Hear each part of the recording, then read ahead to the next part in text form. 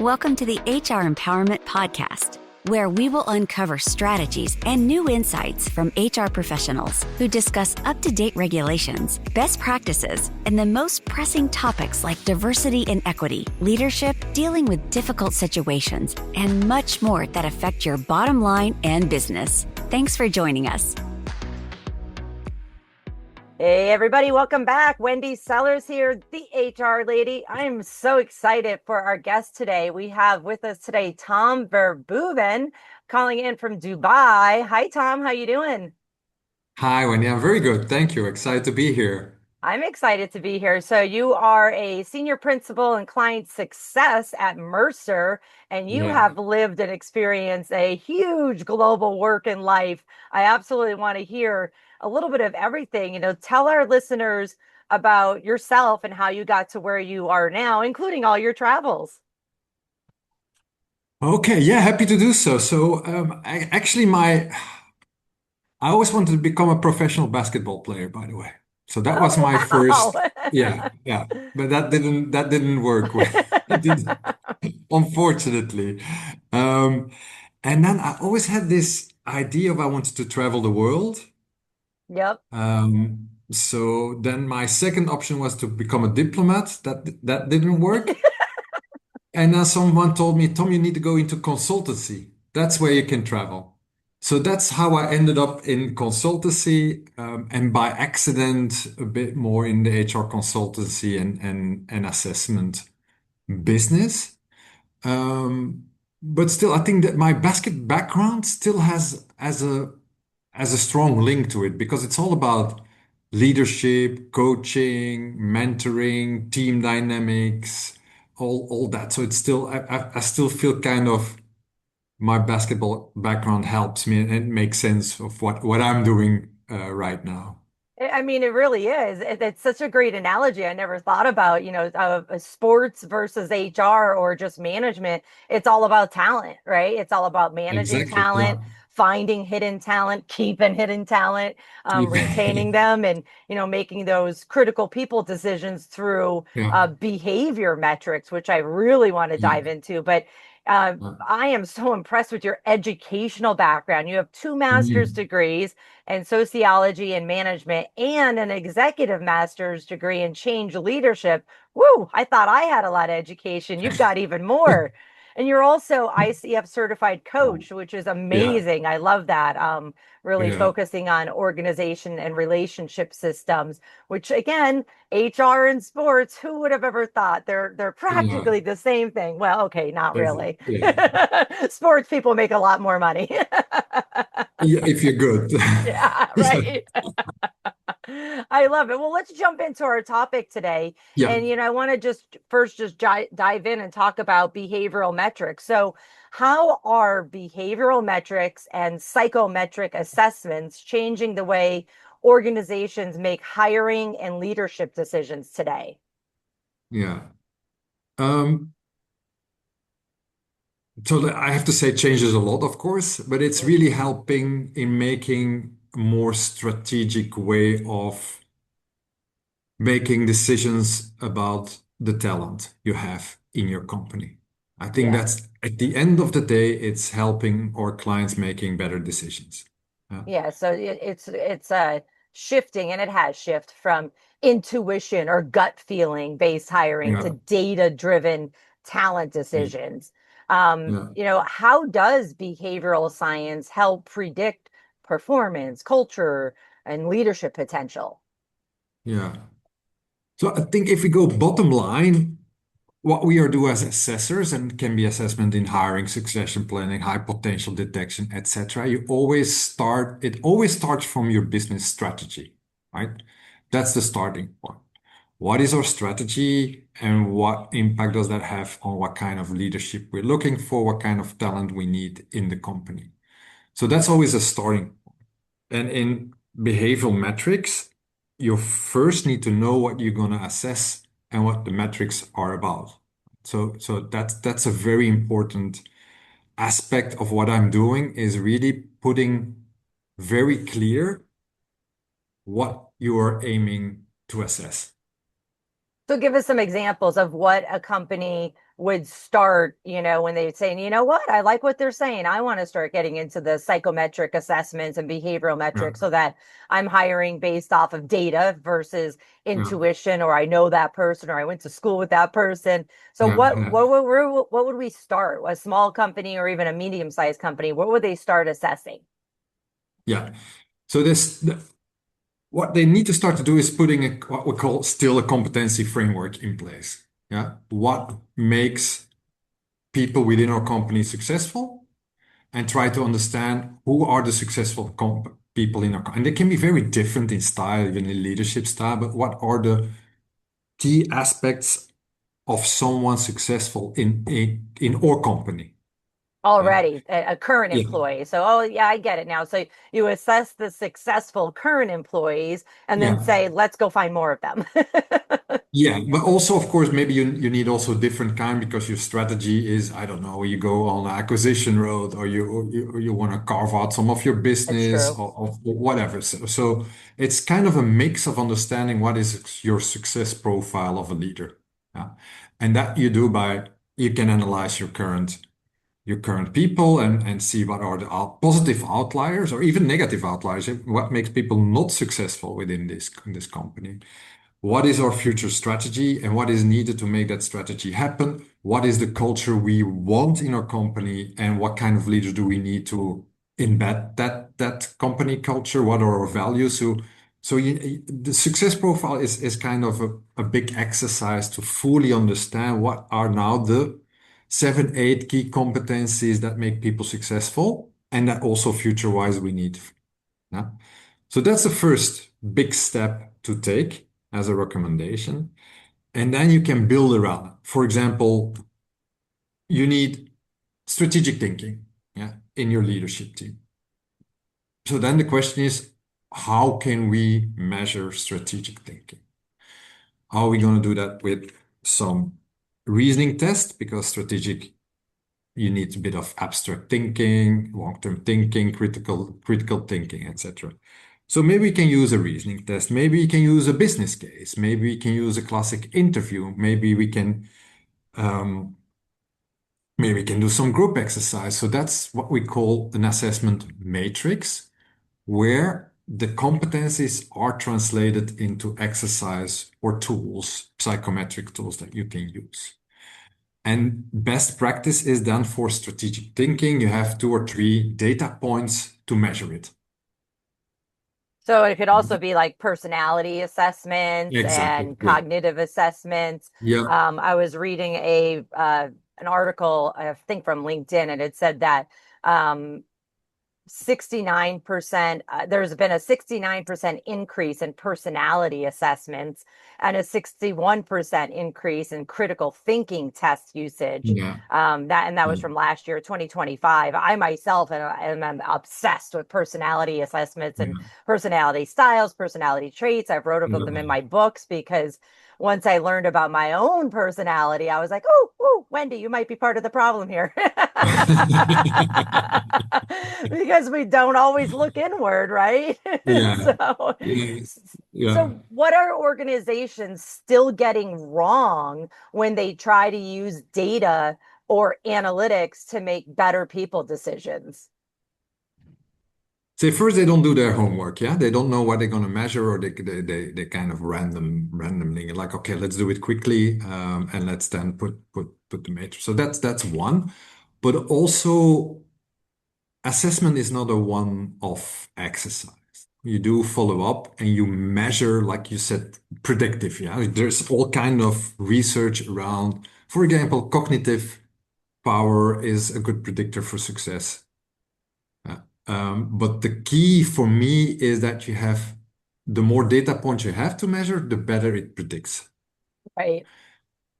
But it's kind of a constant exercise. So also if you do the assessment and people coming in, or you promote people based on these assessments, you detect the high potentials, follow up with your matrix. How are they performing? Do we see any common threads? Do we see that some exercises we use are more predictive than other exercises? So it's a constant optimization of your assessment methodology, process, etc.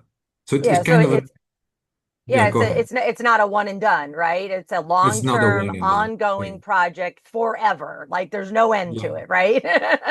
Yeah, exactly. And you should start with like always this there should be a strategic link as well, and you have to set up in a structured way. As sometimes it's more like it sometimes feels like it's ad hoc. Oh, we need a new leader for we need a new CFO. Let's have a quick chat, what is needed, and let's just call the assessor in to do an assessment. That's it. And then it stops there. And of course that's not the way forward.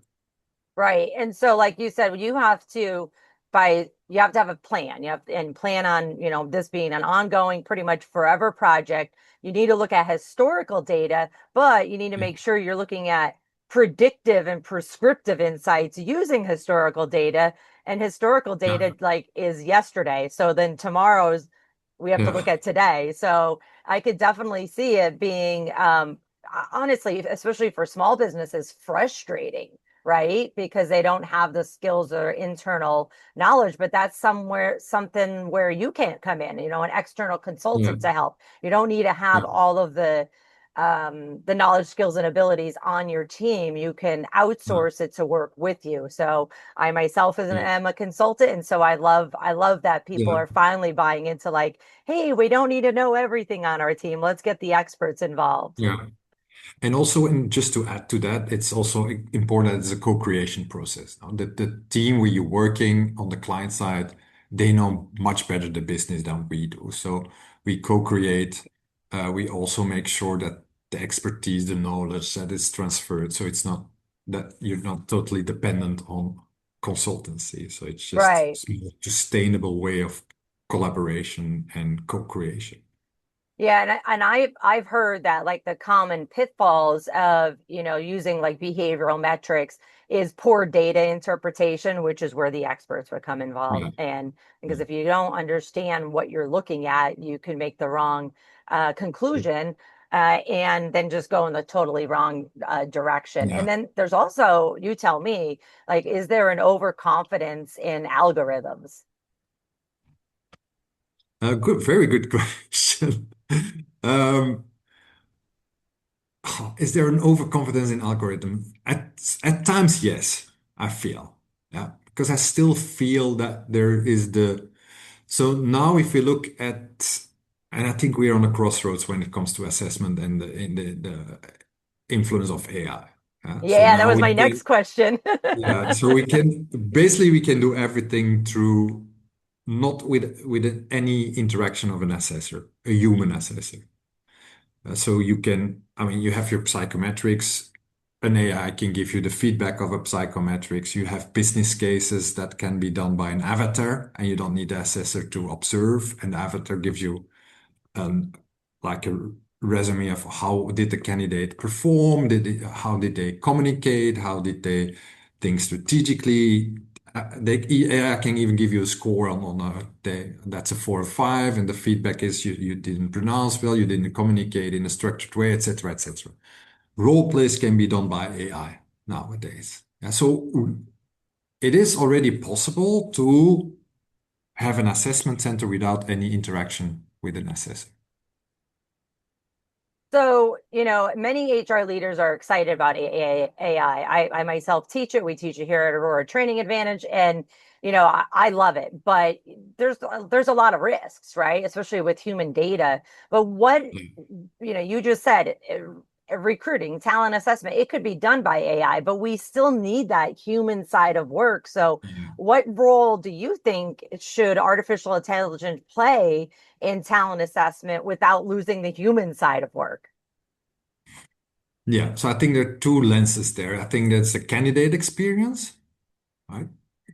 Because yeah, I mean, personally, I wouldn't like to be assessed without any interaction with someone from my future employer. Right? That Right. would feel weird for me, but maybe I'm old school. Maybe that's also going to change. But I think it's a two-way street as well. You want to ask question, and you could say, oh, AI is also able to ask that question, but But if I ask for culture, then AI is a scripted answer, no? And if I ask you what is your culture in your company, then you get a much more nuanced and real, authentic answer to that. So one, it's the lens from the candidate experience, and the second lens is then the reliability, validity of the tool, and of course there is danger for bias and reinforced bias in using AI and algorithms if you train them in the wrong way.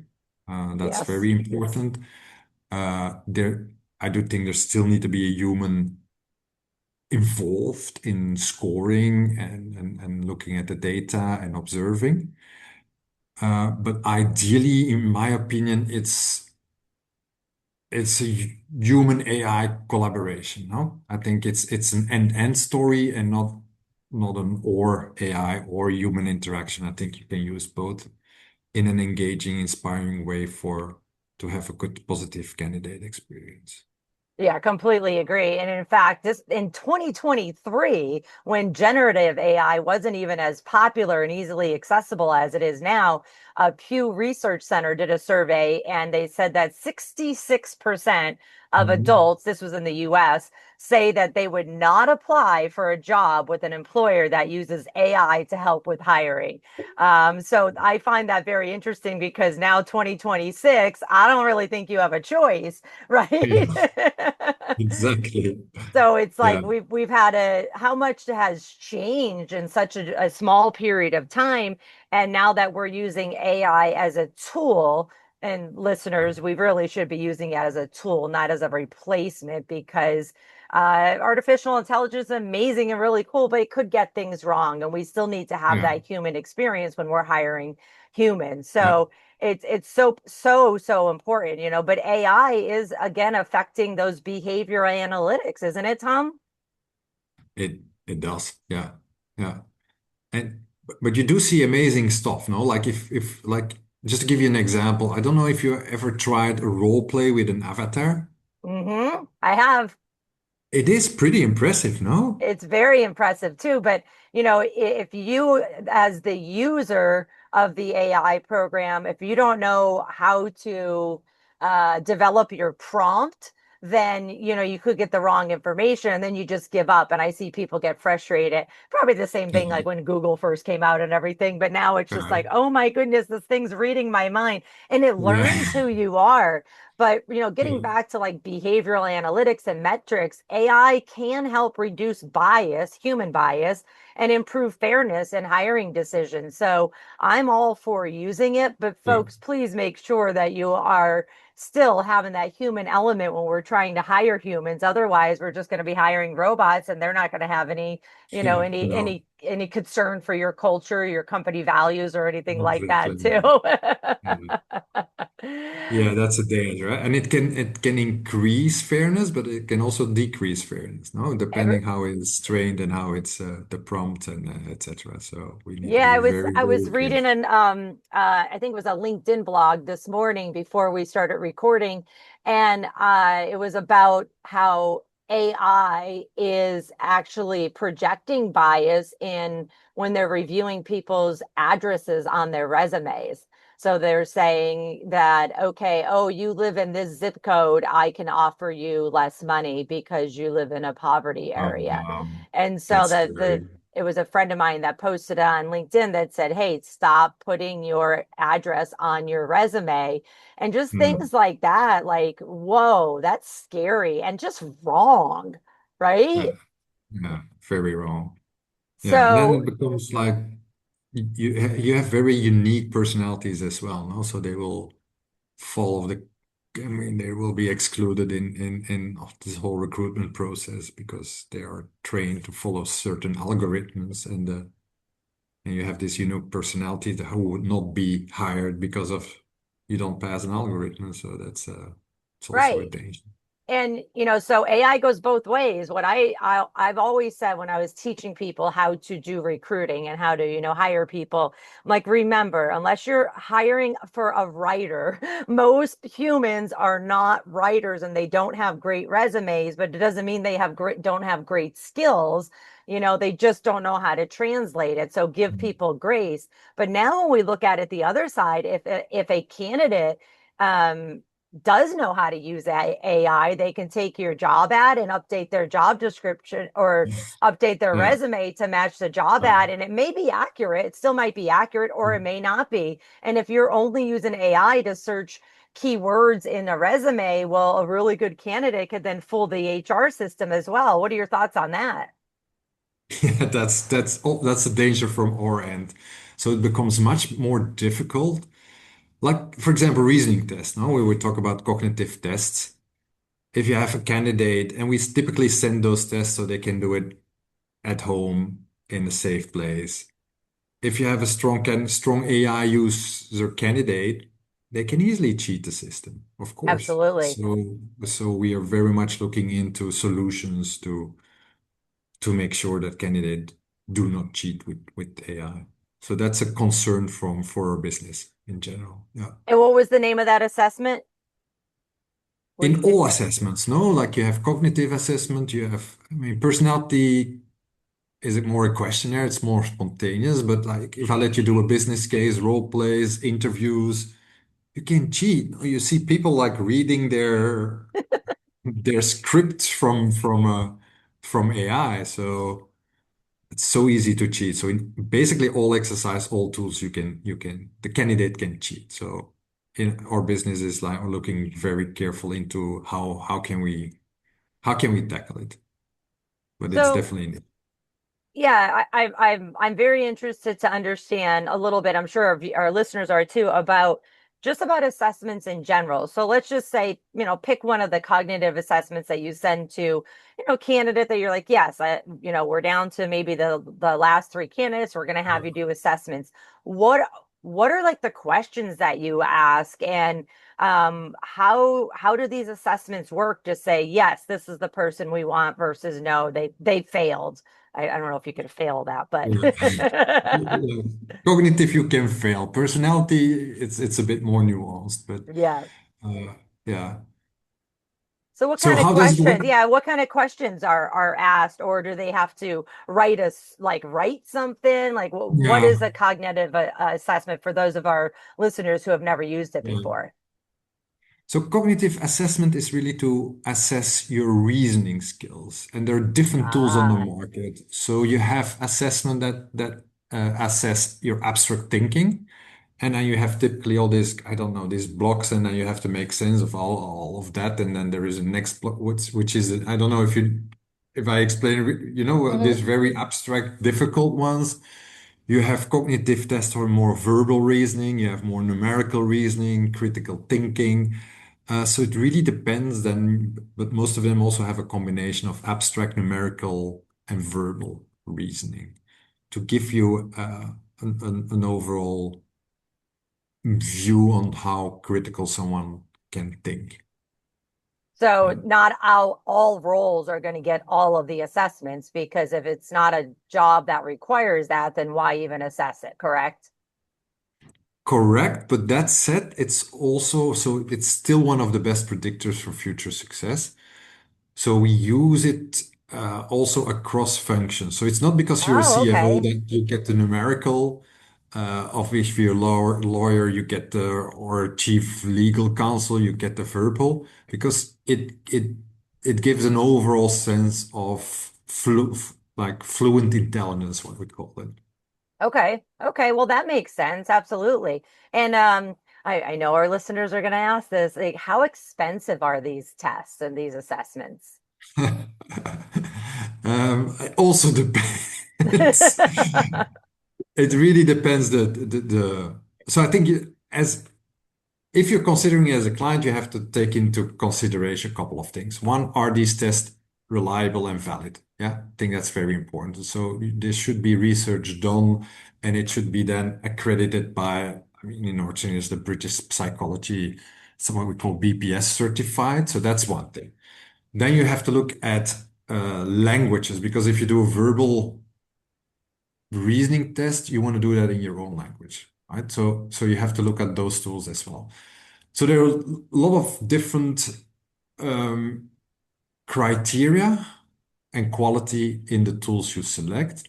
And then it depends, of course, the volume. If it's just a one-off for one candidate, probably it's much more expensive than if you have 1,000 candidates that you're going to assess.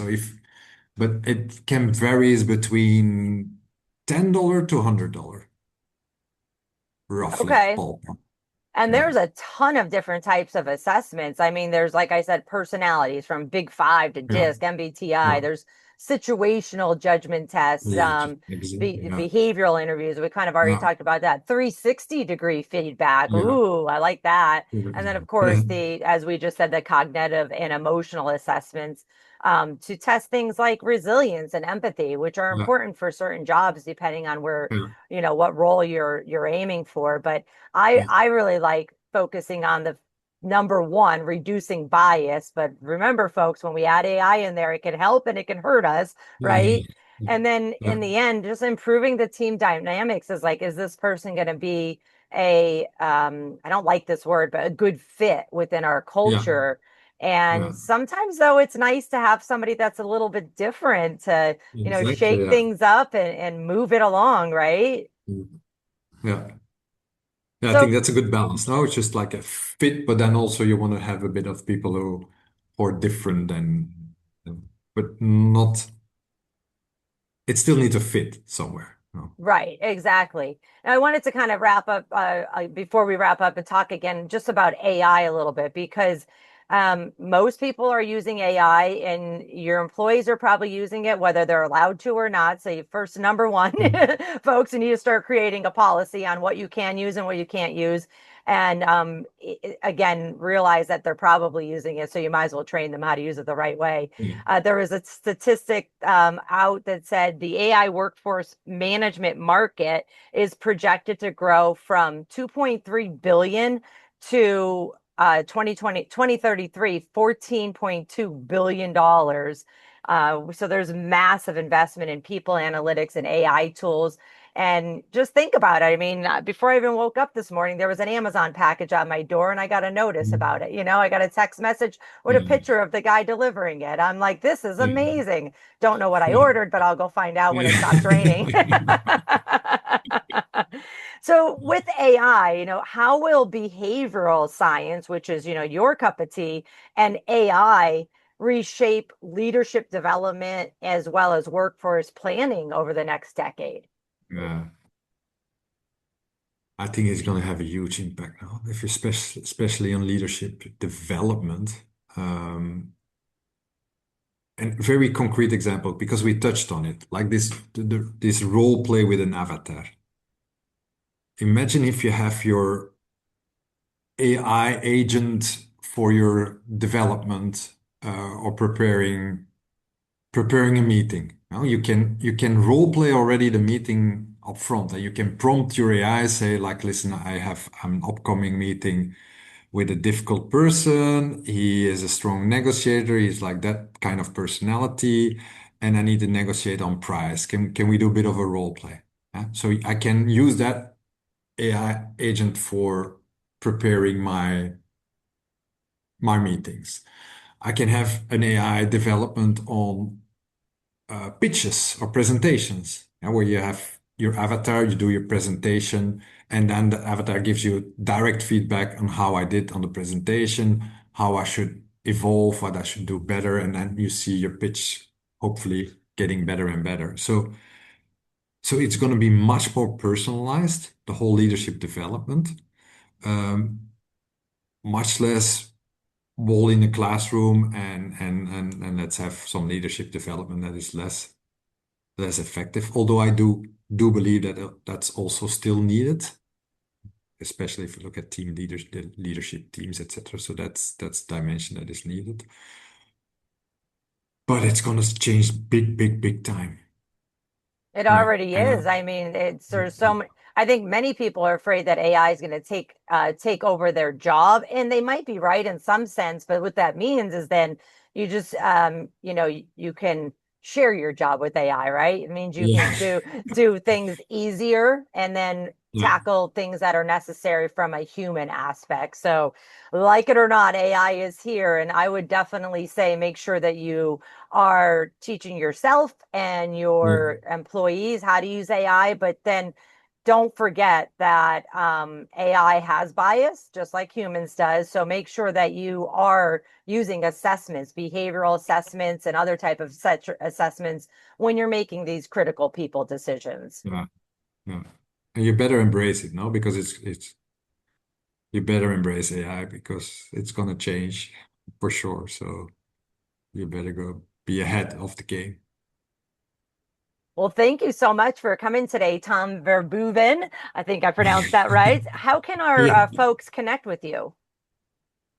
Um, I think easiest is or through my LinkedIn profile Okay, I'll or make sure to just share send that. me, yeah, I think that's the easiest way to connect. Well, thank you so much for sharing your expertise on behavioral metrics and psychometrics and of course AI too. I hope this podcast has been beneficial for you. Feel free to share and listen on YouTube, Apple Podcasts, Amazon Music, Spotify, or directly on the Aurora Training Advantage website. Thanks, Tom. It's great meeting you. Thank you so much, man. Have a beautiful day. Take care. Take care, everyone. Bye. Thanks for joining us.